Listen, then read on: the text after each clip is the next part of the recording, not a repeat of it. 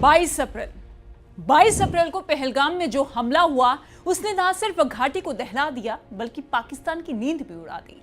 मगर इस बार भारत चुप नहीं है। प्रधानमंत्री नरेंद्र मोदी और रक्षा मंत्री राजनाथ सिंह के सख्त शब्दों ने साफ कर दिया है कि अब जवाब बयान से नहीं बल से मिलेगा। दरअसल पाकिस्तान को अब लगने लगा है कि भारत किसी भी वक्त करारा और निर्णायक कदम उठा सकता है।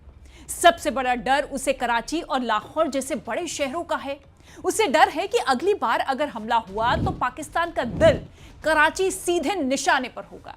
यह डर पाकिस्तान को इसलिए सता रहा है क्योंकि ऐसे नाजुक वक्त में कराची बंदरगाह पर तुर्की का युद्धपोत यानी कि TCG-BUYUKADA बोयोकाडा पहुंचता है। कहने को तो ये एक गुडविल विजिट है, लेकिन असल में ये डिप्लोमेटिक ड्रामा की आड़ में खेला जा रहा पाकिस्तान का बड़ा गेम है। ये वही तुर्की है जिसे भारत ने हाल ही में भूकंप त्रासदी के वक्त भारी मदद दी थी। आज उसी तुर्की ने पाकिस्तान के साथ खड़ा होकर भारत की पीठ में छुरा घोंपने जैसा काम किया है। भारत की नजरें अब कराची और तुर्की दोनों पर। ये तुर्की का वही युद्धपोत है जो एंटी सबमरीन टेक्नोलॉजी से लैस है। कराची में अब ये पाक नौसेना के साथ मिलकर यानी कि पाकिस्तानी नौसेना के साथ मिलकर सैन्य अभ्यास करेगा। सवाल यह है कि क्या ये सिर्फ ट्रेनिंग है या फिर भारत के खिलाफ कोई बड़ा गठजोड़। रिपोर्ट्स के मुताबिक तुर्की पाकिस्तान को हथियार सप्लाई करने वाला आज दूसरा सबसे बड़ा देश बन चुका है।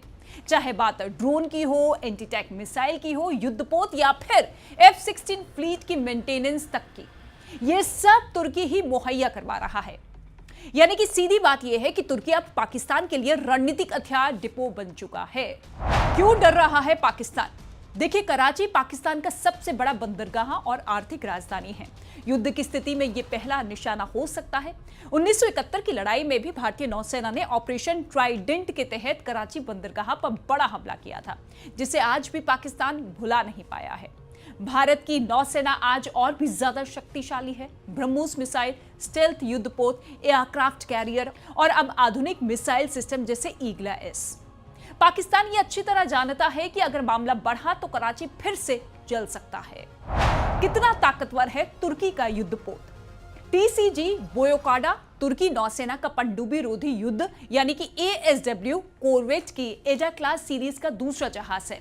इसे 2013 में तुर्की के मिलगेम राष्ट्रीय युद्धपोत कार्यक्रम के हिस्से के रूप में कमीशन किया गया। इन जहाजों को सतही युद्ध, पनडुब्बी रोधी अभियानों और पेट्रोलिंग मिशंस के लिए डिजाइन किया गया है। भारत की रणनीति साफ है, हमला हुआ तो जवाब जबरदस्त होगा। भारत अब पहले बात फिर कार्रवाई की नीति से हट चुका है। आतंकी हमलों के बाद अब जवाब तुरंत, सटीक और कड़ा होगा। यही डर पाकिस्तान की गले की हड्डी बन चुका है। अब देखना यह है कि एक दोस्त देश की मदद से पाकिस्तान कितना टिक पाता है। भारत की नई रणनीति में ना तो कोई ढील है और ना ही कोई संकोच। विदेश मंत्रालय में इस मुद्दे पर चर्चाएं जोरों पर है। एक्सपर्ट्स का यह मानना है कि भारत को अब तुर्की से सैन्य खरीद पर पुनर्विचार करना होगा। साथ ही अंतर्राष्ट्रीय मंचों पर तुर्की के खिलाफ कड़ा रुख अपनाना होगा। इसके अलावा पाकिस्तान तुर्की सेना गठजोड़ की काट भी भारत को निकालनी होगी, क्योंकि अब मामला सिर्फ गोली का नहीं, रणनीति और संप्रभुता का है।